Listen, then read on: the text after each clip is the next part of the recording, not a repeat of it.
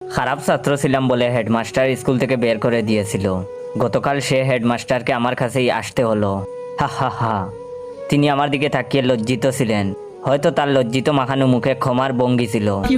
তার কাজটা করাতে আমি কোনো টাকা নেইনি, যাতে তিনি বুঝেন সে অপমানের উত্তর। অবশ্য সেদিন বের করে না দিলে আজ এই অবধি আসতে পারতাম না। আজ এমন এক পর্যায়ে আসি আমি, সবাইকে আমার কাছে কোনো না কোনোভাবে আসতে হয়। সবাই তাদের স্বীয় কাজের মাধ্যমে আমাকে টাকাও দিয়ে যায়। সেদিন এক পুলিশ এসেছিল, তাকে ওর টাকা ছাড়া ছাড়িনি। প্রথমত টাকা দিতে চায়নি, পরে আমি চেয়ার থেকে উঠে জোর করে টাকা আদায় করেছি।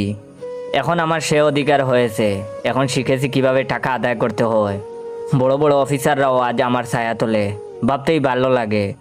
অথচ যখন টাকার অভাবে এসএসসি পরীক্ষায় হাত পেতেছি এসব নামকরা বড় লোকদের কাছে, কেউ সেদিন সে খালি হাতকে বরিয়ে দেয়নি, ফিরে তাকায়নি অবধি। অবশ্য তাকালে আজকের পর্যায়ে আসতে পারতাম না। হা হা হা হা। প্রতিটা প্রতিষ্ঠিত শিক্ষিত মানুষের উচিত একজন করে শিক্ষিত মানুষ তৈরি করা, লালন করা। অথচ কেউ করে না। যদি করতো সেদিন টাকার অভাবে আমাকে কাঁদতে হতো না, রাস্তায় দাঁড়াতে হতো না। অবশ্য করলে আজকের পর্যায়ে আসতেও পারতাম না। তাই ধন্যবাদ তাদের।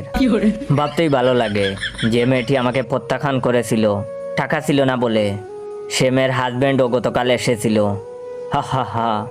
অন্যরকম ভালো লেগেছিল আমার কাছে। লজ্জায় সে বাইরে ছিল, আমার অফিসেও ঢুকতে পারেনি।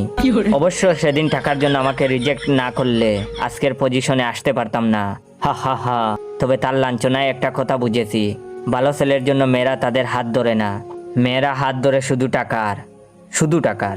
যেদিন থেকে বেকার হয়ে ঘুরেছি রাস্তায় রাস্তায় একটা কাজের আশায়, সেদিন সবার ধিক্কার পেয়েছি। অবশ্য ধিক্কার না পেলে আজ এই অবধি আসতেও পারতাম না। হা হা হা। আজ আমার অফিসে এসে সবাই সিরিয়াল দেয়, ওয়েট করে একবার দরজা খোলার অপেক্ষায়। তাদের গাম দেখতে ভীষণ ভালো লাগে আমার।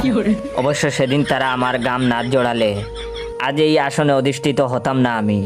সমাজের এই সকল ঘৃণতম শ্রেণী থেকে টাকা আদায় করতে পারতাম না আমি। হা হা হা হা।